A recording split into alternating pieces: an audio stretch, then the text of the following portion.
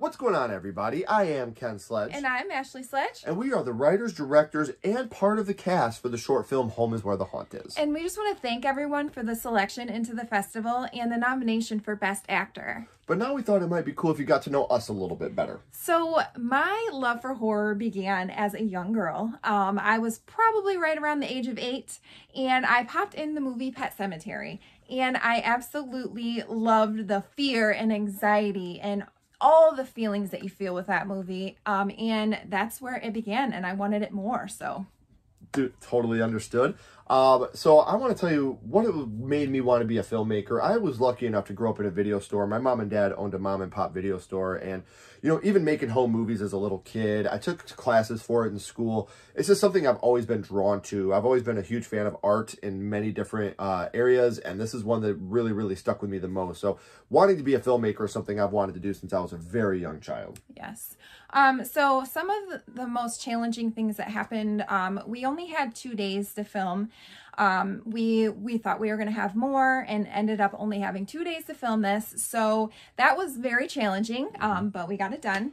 And then some of the most rewarding of making this film has been the positive responses that we have gotten from it and the reactions. And it's just really overwhelming, but in a good way.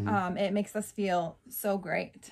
To know that something that is so close to our hearts has meant something to other people is super special, because coming up with the idea for Home is Where the Haunt Is was very easy because it's very autobiographical. This is loosely based on the death of my mother. We fictionalized a lot of it, obviously, but a lot of the events that happen in this film happened to us in real life. So the character of Colston is very close to me because it really is me, and a lot of the emotions and the things that I was going through in losing my mother. So this was the biggest coping mechanism that I had in losing my mother so early.